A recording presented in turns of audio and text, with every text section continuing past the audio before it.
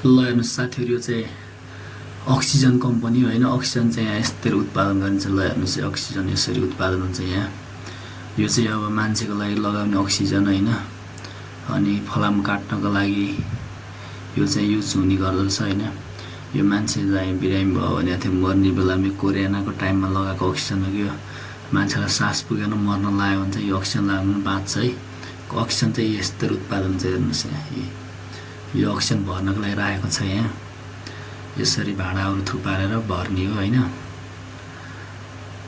यत्रो भाँडाहरू छन् यहाँ। यो अक्सिजनको भाँडा गाह्रो छ, गाह्रो अक्सिजन बनाउनुलाई पनि यत्रो पाइपहरू लाएर प्रेसर दिएर बल्ल गराउने होइन। अनि यतातिर चाहिँ मेन मेसिन हो यो अक्सिजन उत्पादन हुने मेन मेसिन। उयो चाहिँ उयो अङ्कल चाहिँ यो अक्सिजन बनाउनु चाहिँ एकदम के भन्ने होला, गुरु भन्ने कि ड्राइभर भन्ने कि अक्सिजन बनाउने सम्बन्धी थाहा भएको मान्छे होइन। उहाँ चाहिँ हेड भन्नु पऱ्यो, मेसिन चलाउने हेड मान्छे। कसरी अक्सिजन उत्पादन गर्ने के कसरी हाल्ने भने उहाँलाई थाहा छैन। यो चाहिँ काँटा भयो, यहाँदेखि हेरेर अक्सिजनको पावर के कति आउँछ भने थाहा हुन्छ यो काँटादेखि। उहाँ चाहिँ अक्सिजन उत्पादन गर्ने हेड नै के भनौँ, मुस्कान दिनुभयो। उहाँ घर चाहिँ इन्डिया अरे। उहाँले यो कम्पनीमा काम गरेर 15-20 वर्ष भयो भन्नुभएको थियो।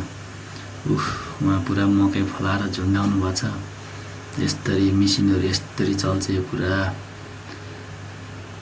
फित्ता लगाएर खटखट खटखट खटखट चलाएर यस्तो गरेर उत्पादन गर्ने हो। जे कुरा पनि आउँदाखेरि सजिलो देखिन्छ। यस्तरी काँटाबाट पुरा हेरेर 1.1 को हिसाब हुन्छ यहाँ। कसरी गर्ने के गर्ने ह्यान्डलहरू हुन्छ, घुमाउने, कति प्रेसर पठाउने, कसरी राम्रो उत्पादन गर्ने भनेर सबै काँटाबाट हेरेर ननिदाएर हेरेरै बस्नुपर्छ यहाँ।